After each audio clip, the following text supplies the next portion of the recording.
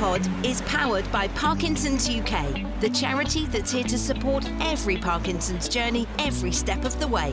Wherever you're from, whatever you need, visit parkinsons.org.uk for more information.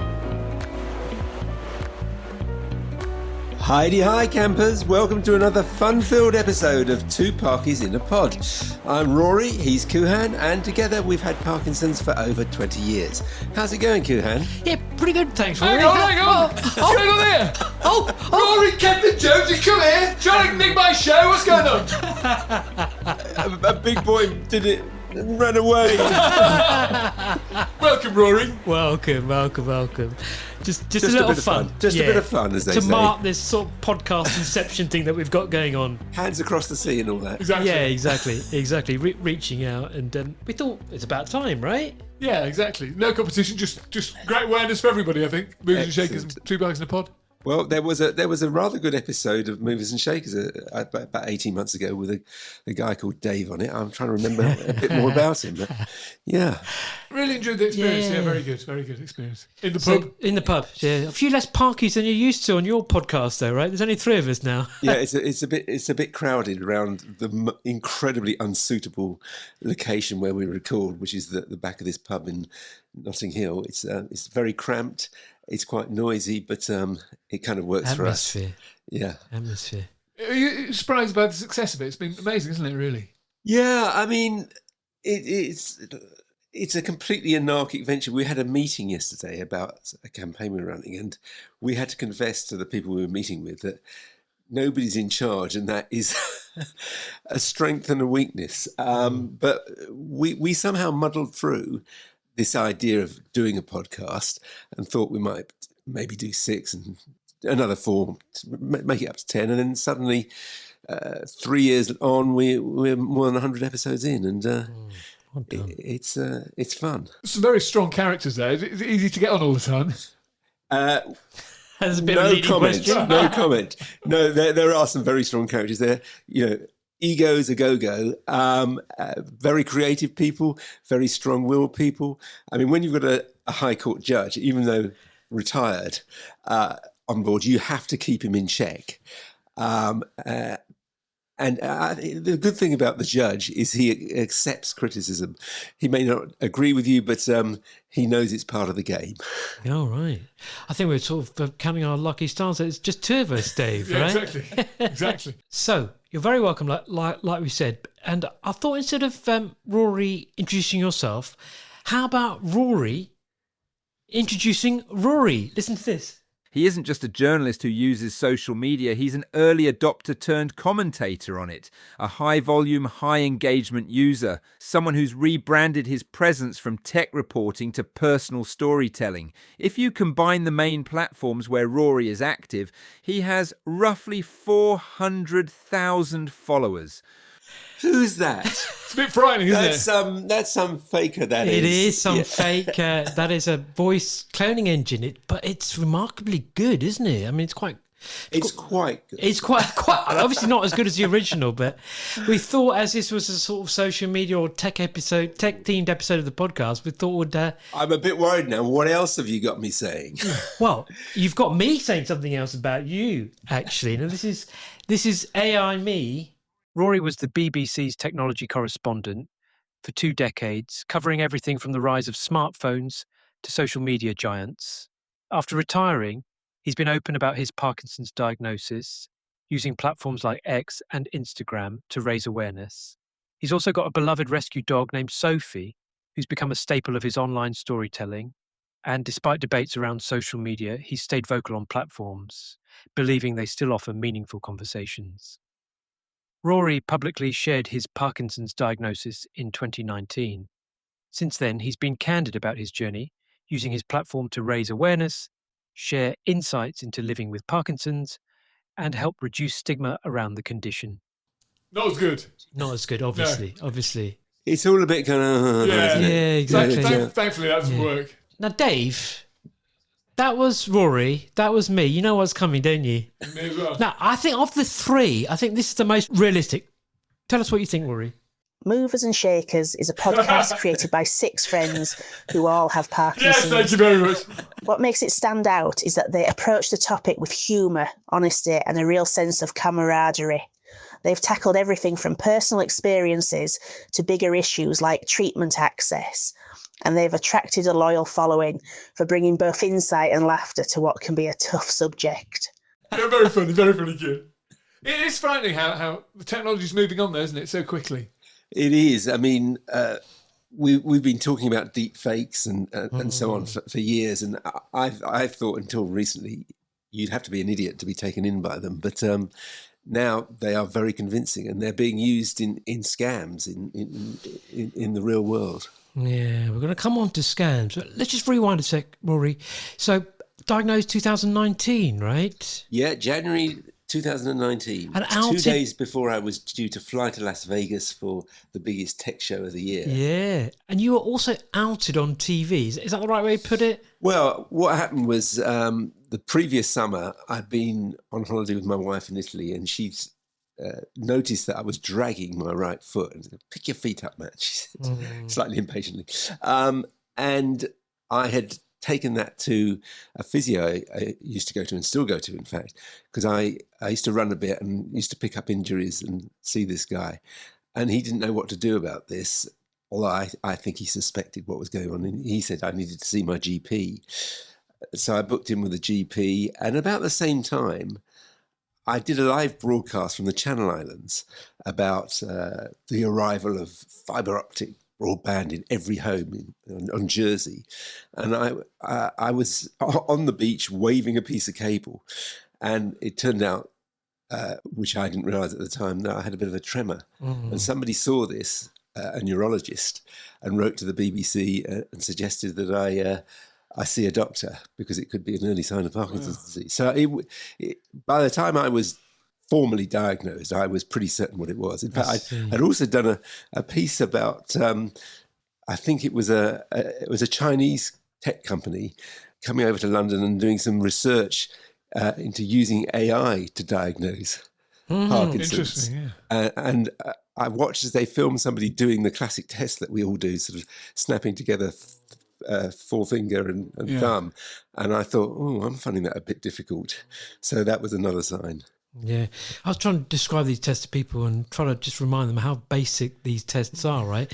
They haven't really moved on since James Parkinson's days 200 years ago, just from walking or They all observing. grab with the shoulders and the back pull. Yes, the balance test is all very rudimentary, isn't it?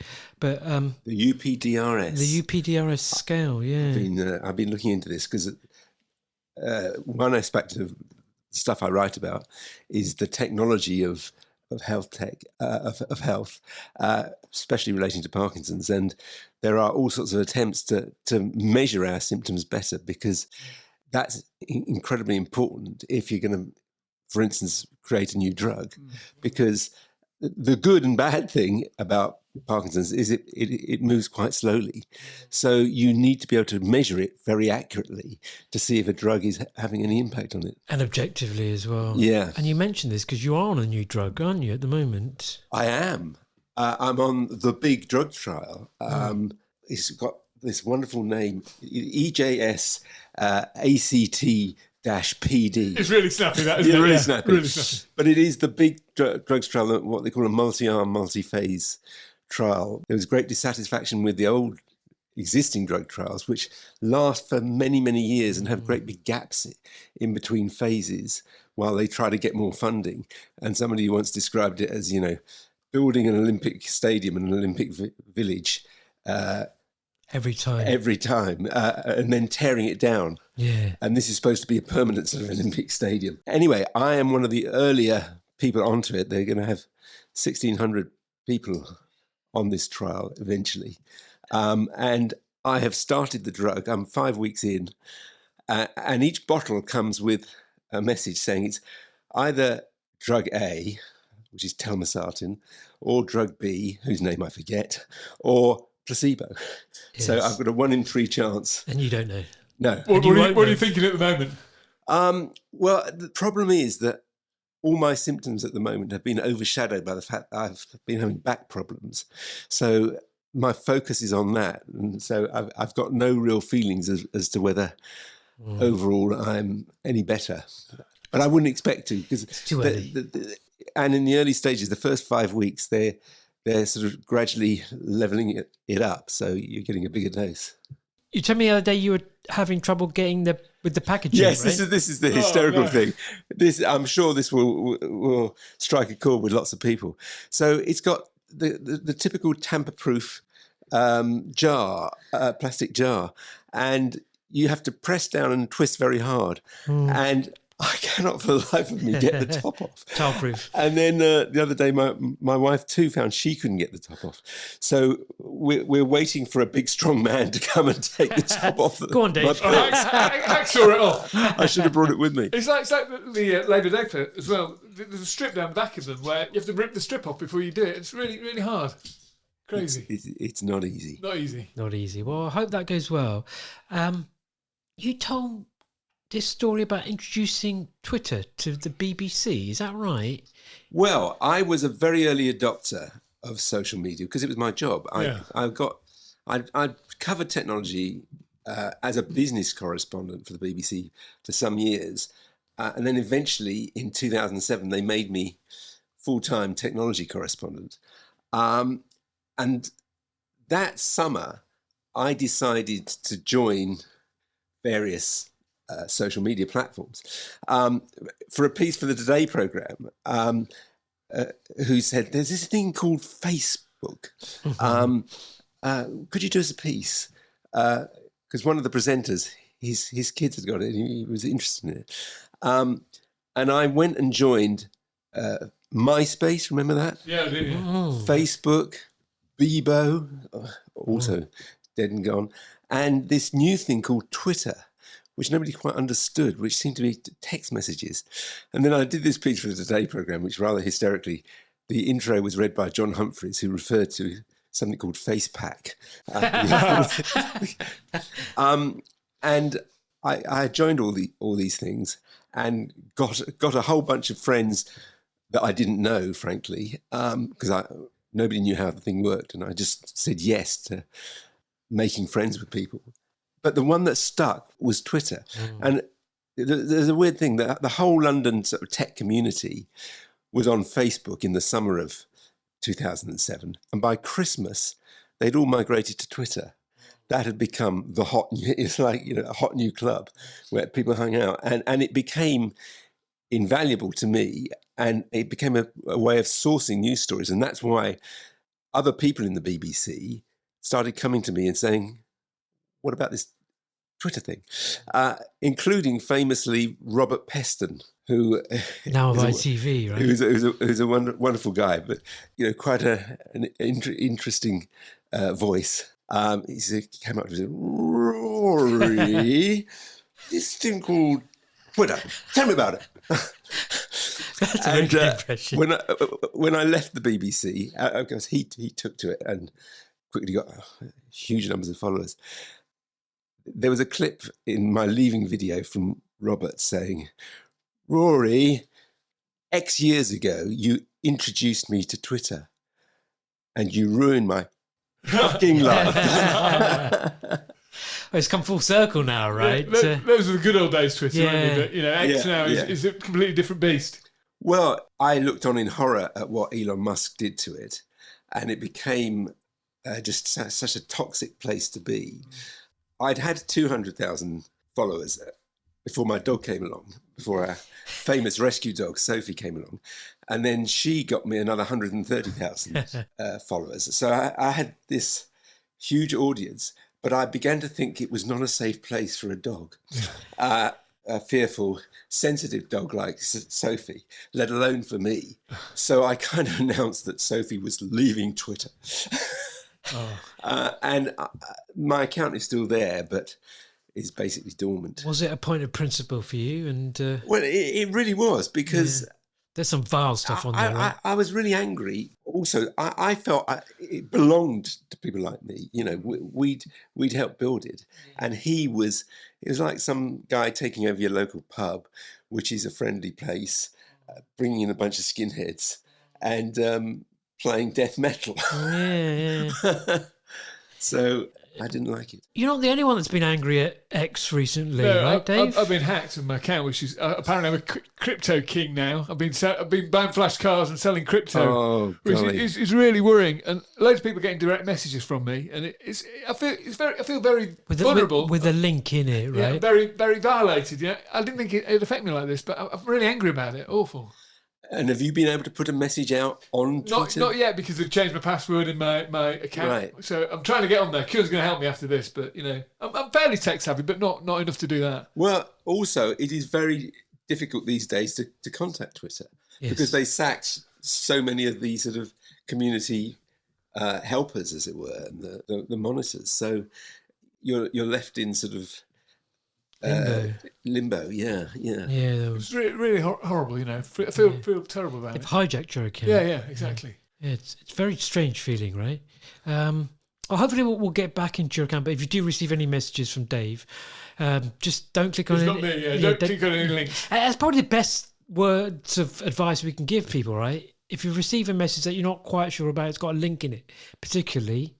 Just by way of good practice, right, Rory? Just don't click on the link. What can you do to stop yourself getting hacked? Well, the trouble is, be completely paranoid about if you get messages from people that you don't recognise, and particularly ones with links in them, be extremely cautious before clicking on them. I'm now so paranoid that I get occasional notifications from X saying somebody has tried to access my account from a computer in India. Was this me? Inviting me to click yes or no. And I just delete the messages because I think they could well be scams themselves.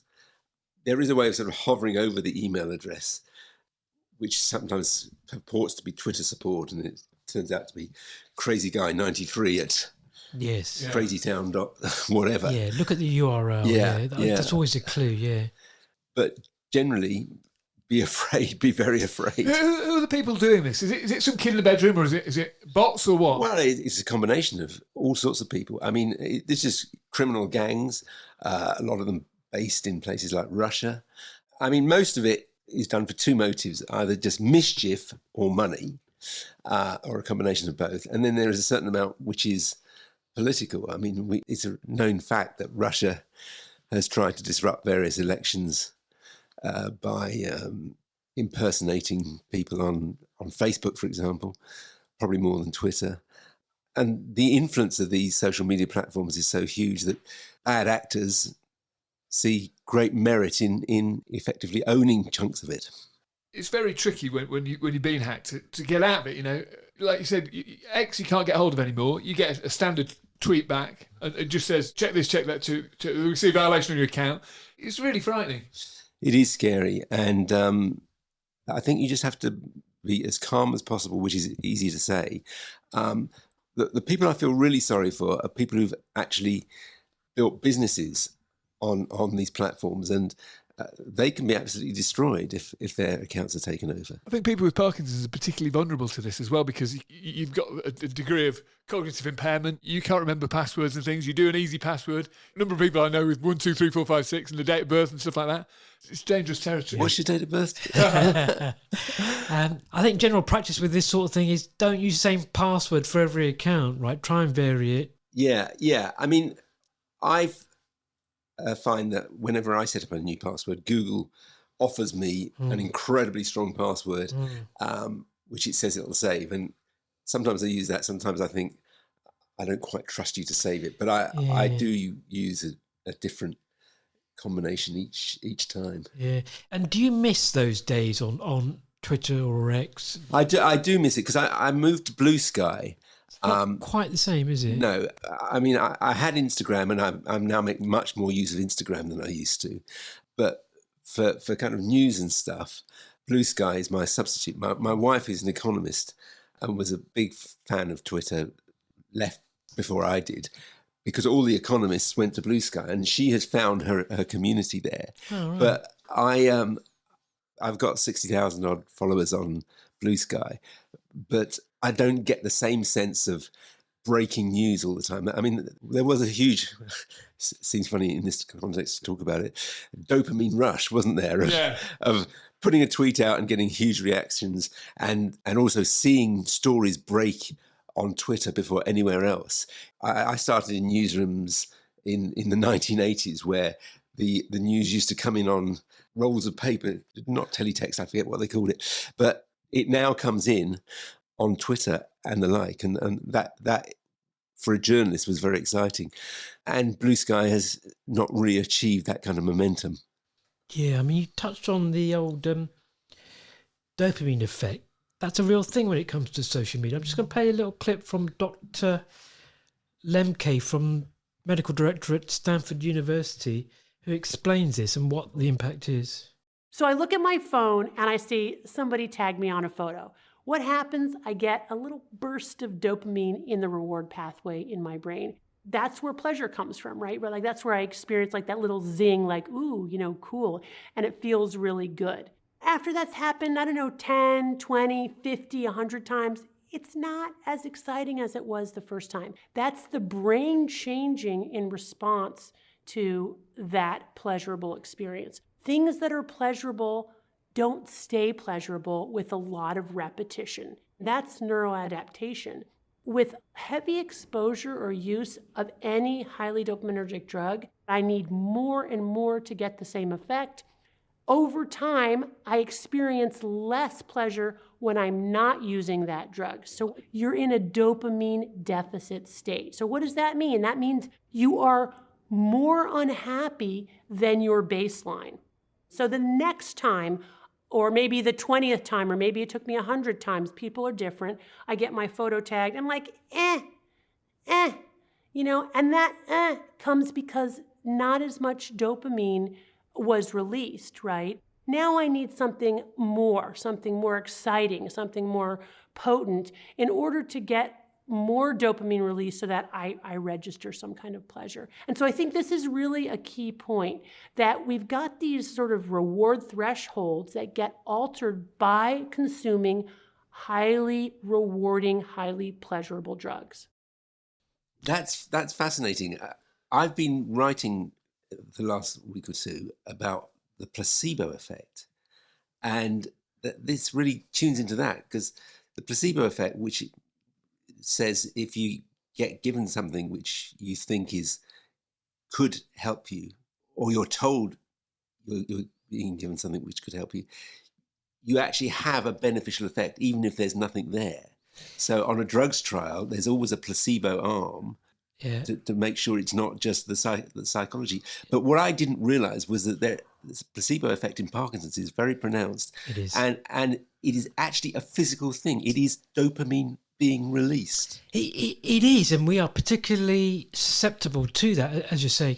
Incidentally, that's why the trial that you're on, you're not told what drug you're on, right? Because of that worry of the placebo effect. If you talk to researchers, one of their primary consideration is that they don't want to reveal to the participant, the patient in this case, whether if they're on a real drug or not, because they are worried that it's a real thing, particularly amongst the Parkinson's community. And I feel that, and I see it amongst people using social media who've got Parkinson's. I feel they are particularly susceptible to this. Yeah, I mean, there's been a couple of trials of the placebo effect in Parkinson's. There was one trial where they told people, one group of people, that the drug that they were being given was incredibly expensive, and the other group was told it's actually quite cheap. And in fact, neither of them were getting a drug. They were both getting placebo.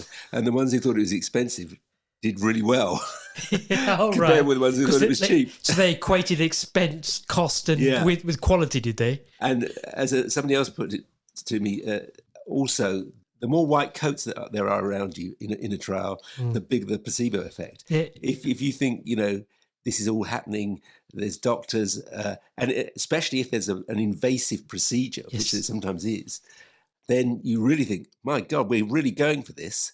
And the dopamine starts exploding through your head and having a positive effect. I mean, it's one thing taking a pill, but having brain surgery in the case of Parkinson's trials, I don't know if you saw recently, there's the second part to GDNF that's happening right now, where people are getting things. It's a procedure not too dissimilar to the procedure I had last year. Very invasive brain surgery with things being put in their brains, and half the trial group, it's quite a small group at the moment, half the trial group having sham surgery. Can you imagine? Which is that they're being opened up and, water's being poured in rather than the saline, drug. actually. Yeah, saline. Yeah, it's amazing. Yeah.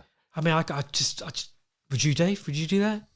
I don't think I'd be I don't brave think I would, enough. no. I'd be pretty cross. Yeah. I think You get promised it down the line. that's right. You do get Ultimately, promised- everybody will go on it. Yeah, but yeah. still, right? For the first 6 months. To not know. Yeah. I mean, that just demonstrates how careful they are to protect from placebo, right? Well, the GDF people were very brave anyway. I mean, the amount of surgery they had, incredible. They were always put in the brain. And that the problem with that was that the placebo effect was so enormous. Both the people who'd had the proper surgery and the people who had the sham surgery, they both did really well. And the people with the real drug were just not far enough ahead of the placebo people for the drug to pass, basically. So I've always wondered, so what is the downside? If it's working, it's working, right? But what's the downside? Will that That's affect... a very good question. Yeah. Could you basically create a placebo that would work? But the trouble is, you'd have to fool people for the rest of their lives. Yeah, exactly. And there is obviously some doubt as to whether it wears off, which it obviously does. Yeah, If you get very excited about something and you see improvement in the short term, and then you maybe get used to it, and then maybe the symptoms come back. You burn off the dopamine really quickly, don't you? Yeah. Yeah, I mean, it is a drug, as the neuroscientist in that clip was explaining, right? You just want more, right? You need that next thing, don't you? It's a case of social media. I see a lot of people sort of chasing those likes, chasing those views, chasing those followers. And I think ultimately they're going to get disappointed, right? So anyway, I'm no way a social media connoisseur in the way that you guys are, but I do miss the Twitter community in the Parkinson's context, because there was a good community there.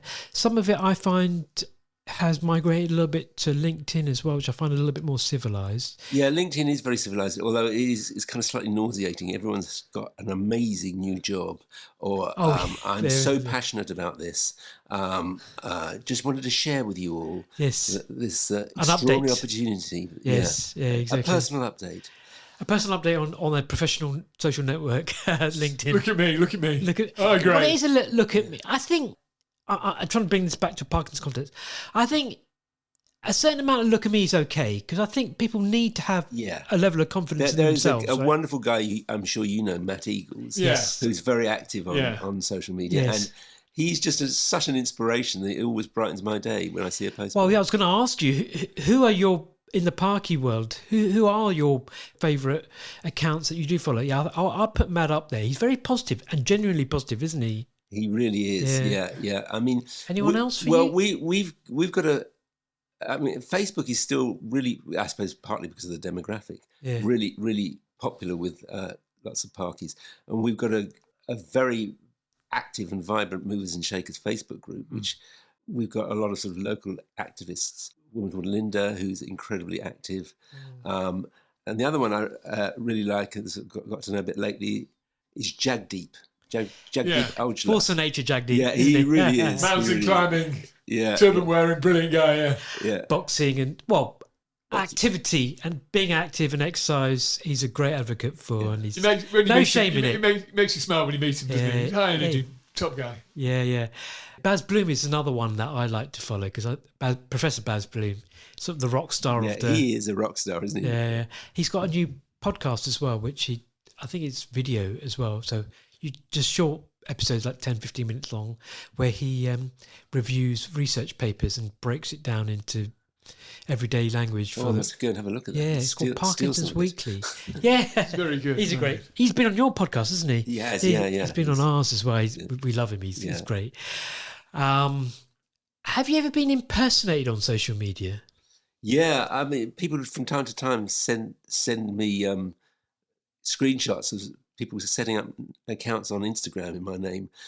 Luckily, none of them have ever really sort of taken off. People are smart enough to see that they're So a con. what's their objective there? Is it the same sort of thing that Dave fell foul to recently? They're trying Well, it's very difficult to know. I mean, maybe it is, I'm a huge enemy of all things crypto. Yeah. So maybe they think if they can impersonate me and claim I'm pushing crypto, that will damage me in some I think way. you were an early dismisser of crypto, weren't you? Yeah, well, I did quite a few stories over a long period.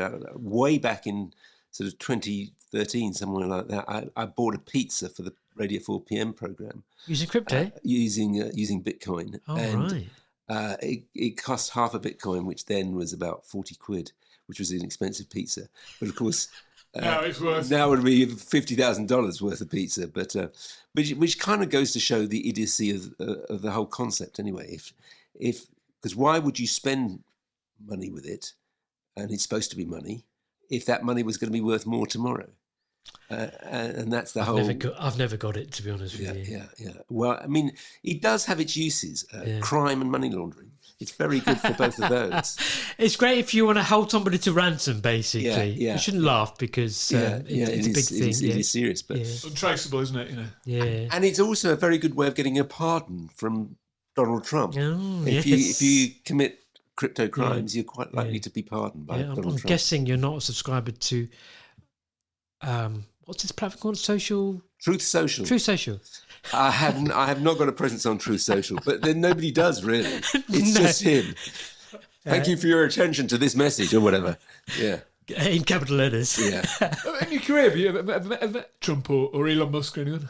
I've interviewed Elon Musk. Oh. Yeah. I had How was that? So give us the load. Give some insight into the guy. Well, here's the scenario. It was 2016. I used to go over every year to this big tech fest in Las Vegas. And it's the CES one. Yeah. Which it was actually usually a horrible experience, but it was important for me to go because it was a peg on which to hang stories.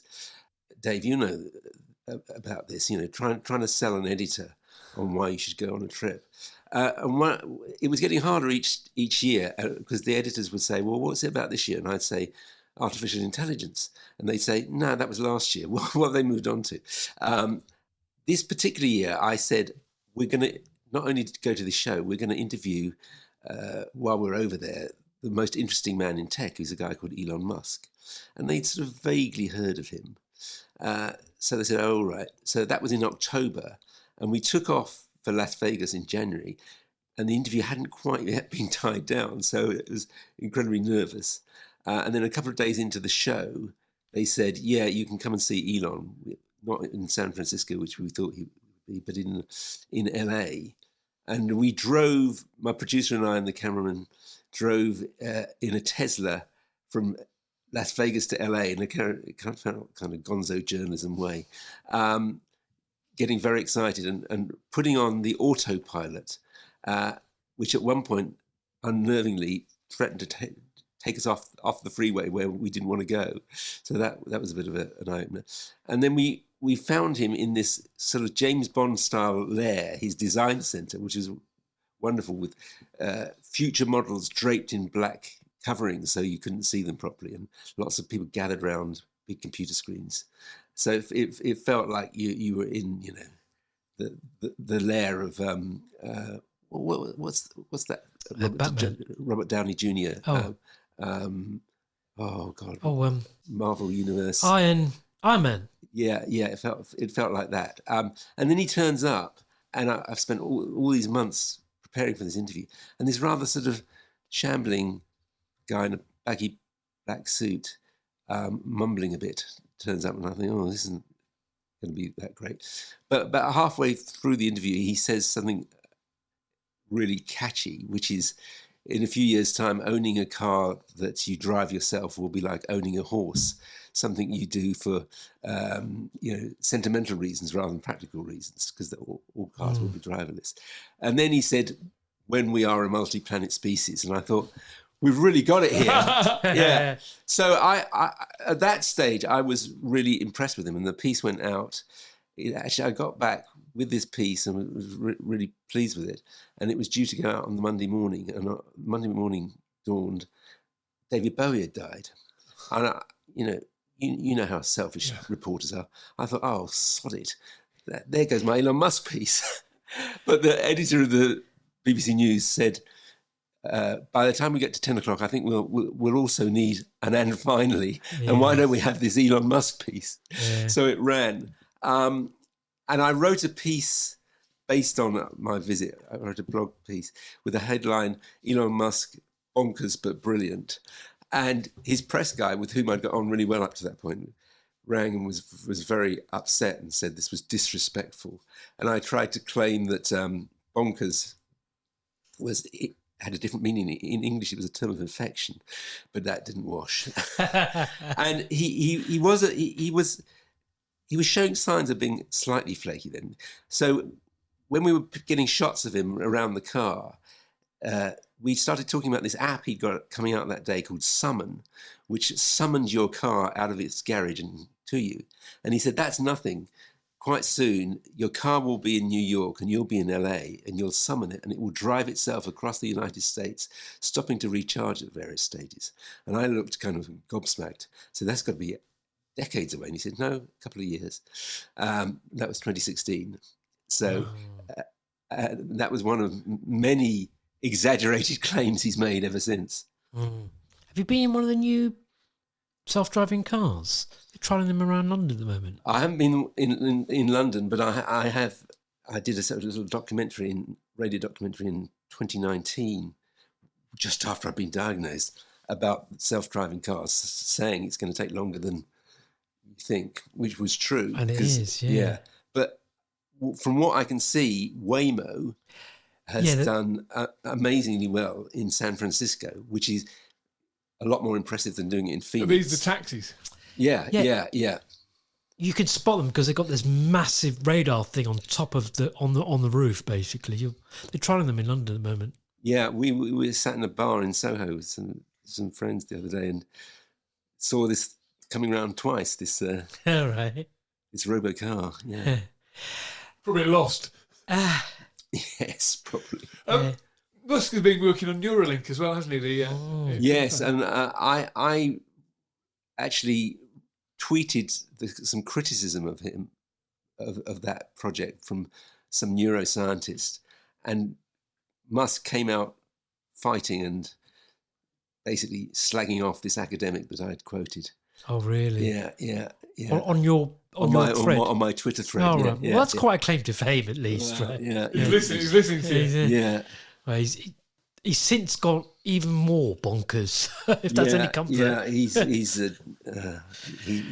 not a good guy. Yeah, I think our listeners, well, I'm making assumptions, but I think a lot of them would be agreeing with you. Should we talk a little bit about phone usage? Because I'm having a little bit of trouble with my iPhone, with my fingers, my Parky fingers. I think we all do. And you were saying, Rory, that you were there at the original iPhone launch. Well, yeah. I mean... 2006, was it? 2007. I had just been appointed officially BBC technology correspondent. And the first big thing was to go to CES, this big tech show in Las Vegas in January. And we went mob-handed, me and a big team, other reporters. But I said to the bosses, listen, I know we spent a lot of money already, but I think we should take a day out during CES to go to this thing called Macworld, which Apple has. Apple is very snooty, doesn't want to mix with the other Does its own thing. Yes. Yeah, and there's a rumour that there's going to be something big there. And so I was in the Moscone Center in San Francisco that day in January when Steve Jobs walked on the stage and stopped. It's kind of an old-fashioned preacher said, we're going to make some history together today. After creating the iPod, the must-have gadget of the past decade, Steve Jobs has spent years wondering if he could combine it with a phone. Now he has. It's a sleek device controlled by a touch screen, and it is supposed to bring Apple's design and computing skills to a whole new market. And I was kind of sceptical. I was a typical British hack, oh, come on. Because the whole atmosphere around that was the first time I'd experienced that sort of fanboy thing. A lot of the people in the hall were kind of whoa, whoa, whoa, whooping and cheering. And he brought out this device, which was extraordinary, given what existed at that time. And I knew it was going to be big because as we were leaving the hall and we were 8 hours behind and I needed to file my piece for the 10 o'clock news, the news desk in London rang me, and they were never interested in tech stories. And they said, "We've just seen the pictures. You've got to get your hands on that phone." And I said, that is impossible because the phone doesn't go on sale for 6 months and Apple are incredibly controlling. But then I had an idea. The day before, we'd been promised an interview, not with Steve Jobs, but with his slightly tubby marketing guy, Phil Schiller. And I'd said, yeah, possibly, thinking, nah. And I changed my mind and went back to the centre and said, can we interview Mr. Schiller? So he turns up and I said to him, have you got the phone on you? He said, oh, yeah. Can I hold it for a bit? So I held it. Genius. To camera. Did my piece to camera, did an interview with him, dropped it. Oh, no. And the following weekend, John Norton, the technology columnist in The Observer, wrote about me saying I'd looked like a medieval French peasant holding a piece of the one true cross. Did you ever meet him? I did a couple of times, but in very controlled circumstances. He came to London to launch, this was before the iPhone, the iTunes Music Store. And we were given like 2 questions. It was like conveyor belts, and it was all very mechanical. But he obviously was a genius. Yeah.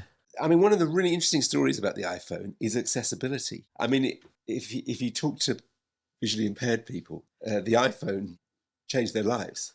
It has, yeah. And not just visually impaired, but I think even for us Parkies, I think it probably helps. But I do find using a small little device in my hand, it's got easier now since DBS, but I was having a lot of dystonic movements. Yeah. You're demonstrating right now, and Dave, you've got all kinds of challenges with your dexterity as well, becoming more and more difficult. I find it more and more difficult to type. I'm more and more reliant on voice on the phone. Yeah, we've been trying out a voice to text service, haven't we, Rory? Yeah, which you introduced me to. Which I've used mainly on the desktop. I mean, I've got nothing to do with this company. It's just my friend of mine happens to be one of the directors there, and he just said he had a lot of feedback from people with Parkinson's. They found it helpful. So I thought, This is Wispr, yeah? This is Wispr Flow. We'll leave links for this. And they've given us Parkies a special offer as well. So if you want to sign up for it, feel free to do so. I'm not endorsing this. Rory's not endorsing it. But I found it useful. And I think you found it useful as well, haven't you? Yeah, I mean, voice to text, I think it depends on the context. I use it a lot in emails because I just want to get through the emails and I don't really particularly care too much how it's phrased. And in fact, sometimes I leave a sort of piece of text at the bottom saying, "Forgive me, this I'm a Parky sort of thing." Yeah. Forgive me. This is voiced by Siri or whatever, and it's not reliable. Oh, fair enough. But I do find it useful there, and also it's a good excuse for not writing long emails. People write much too long emails. I kind of think, get to the point. Yeah. I want this. I want that. All that. How's your weekend been? All that. No, let's get on with it. I think that's quite a modern thing, isn't it? Hi, how are you? How's your week going? Yeah. It's like, cut to the chase. What do you want now? Tell me now. But I think that's quite important for us Parkies because we're impatient, aren't we? We're impatient. Also, we can't deal with lots of information. I prefer things in bullet points for me. Give me the 3 bullet points. Tell me what you want, what you're after, what you want me to do. I think it's a general thing, but email for me is just such a chore these days. There's so much of it comes in, and I'm in real danger of missing the key thing. You know, I found last night when I was looking about a trip I was going on, a sort of key email that I'd just not seen at all because it got lost in the tidal wave. Do you find multitasking difficult now? Yeah, I really do. Yeah. And I mean, my life is multitasking, and I get this, my wife's scolded me about this before because I used to say my name is Rory and I'm a Twitterholic. So social media, total distraction, time sink. You can be doing your email and disappear down a rabbit hole there. And I'm trying to write a book at the moment, and find it quite difficult to switch off. The only thing I can do is I have a word counter up in the corner of the screen. And so I say to myself, now just get on with it. You've got to have another 500 words done by lunchtime, as it were. Endless scrolling is killer, isn't it? Yeah. I am just beginning, I think, to lessen that. Good. From a very high level, frankly, an addict's level. How long would you spend online in a day? Well, I used to look at my screen time and, it would be 8 hours a day, and most of that would be Twitter. In fact, you can actually find this stuff out. So if you've got, well, I'm going to describe it how you do it for an iPhone. It's very similar for Android. Settings, screen time, and it will give you a day by day or week by week breakdown. I'm currently spending, I'm looking at it now, 7.5 hours, this week on my phone. A day. Last week it was, where's it gone? Last week it was 10 hours, my word. Oh, wow.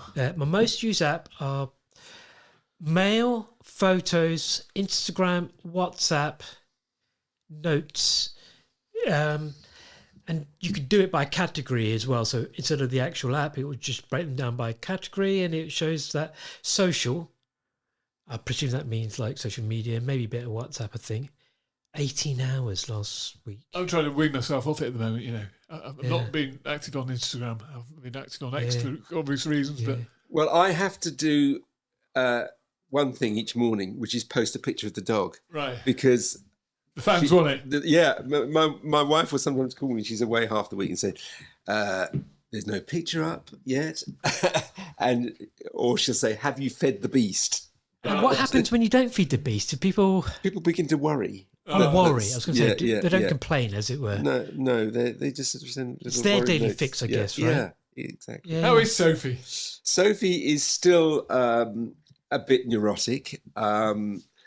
She's lovely in the house with us. She's great with us. She gets very excited by when we go in the kitchen and wash up for some reason. She just wants to join in. But she's still very scared of the outside world. And we do go for a walk each morning. It's a completely prescribed route. And she will never go anywhere busy. And we were at the seaside over Easter, and she would not go to the harbour where we were staying or on a beach or anything like that. Big open spaces scare her. So it's quite difficult to cope with. Does it worry that all the things you've done, you've interviewed Musk and Steve Jobs and all that, and, BBC, and everyone say about Sophie the dog? Oh, yeah. No, well, I'm kind of used to it. Yeah. And she is a lovely dog, and my wife and I, luckily, we're aligned on this. There was a time when it looked really desperate when she was basically hiding behind the sofa. Oh. We both get great joy from her as well as trouble. And she's the first. When Diane's away, she'll ring. She'll first say, "How's the dog?" almost before "How are you?" And she's so popular. You've written a book about her, and you're writing another book about. I'm writing it. I've had an interesting time since I left the BBC. I'm on my third book, all completely different. I wrote a memoir about my childhood and about my mother, really, who was a remarkable character and left thousands of letters behind. And the story of my origins, which is a late 1950s scandal in the BBC drama department where an older woman has an affair with a much younger man, and the result is me. Little plug for that, Ruskin Park at school. Then I wrote, while I was finishing that book, my agent rang me up and said, "I've got 5 major publishers wanting to know if you're going to write a book about this dog who'd only been with us sort of 6 weeks." And that happened. And now I'm writing a book on a much more nutty theme, which is about the quest for a cure for Parkinson's and whether AI can play a part in it. So if we read the last page, what would it say? I'm getting towards the end now, and the trouble is they're not finding a cure during the time of me writing the book. Right. So it's the dream ending isn't there yet. No. Yeah. I mean, the book is inspired by the fact that Demis Hassabis, the man who runs Google DeepMind, the most brilliant man in Britain, came out with this line, and he keeps repeating it, that there's a good chance that over the next 10 to 15 years, AI will help solve all diseases. So I've taken that as, well, can it solve Parkinson's?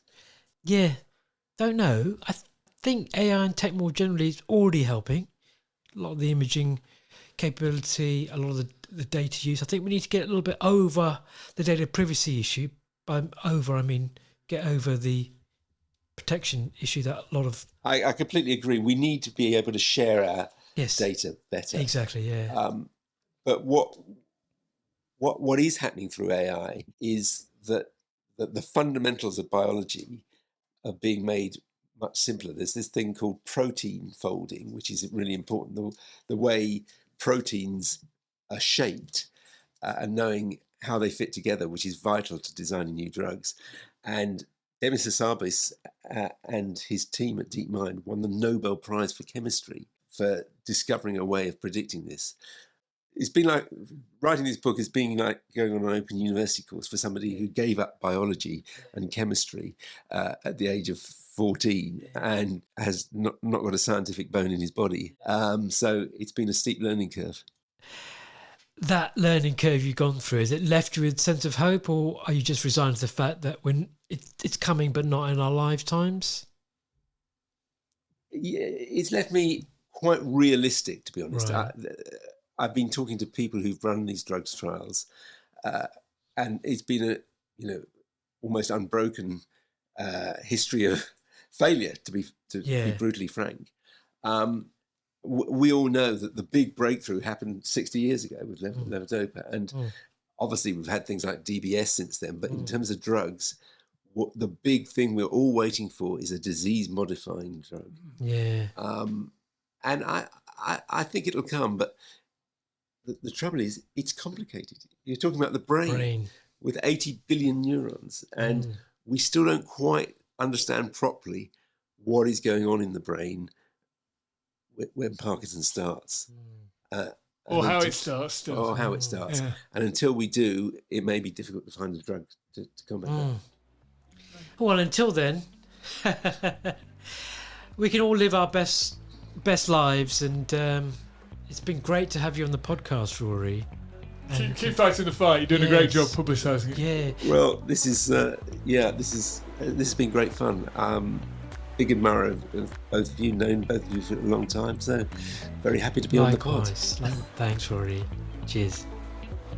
You've been listening to Two Parkies in a Pod, a Parkinson's podcast with Dave and Kuhan. To get in touch, visit the website twoparkiesinapod.com or send your voice notes or emails to hello@twoparkiesinapod.com.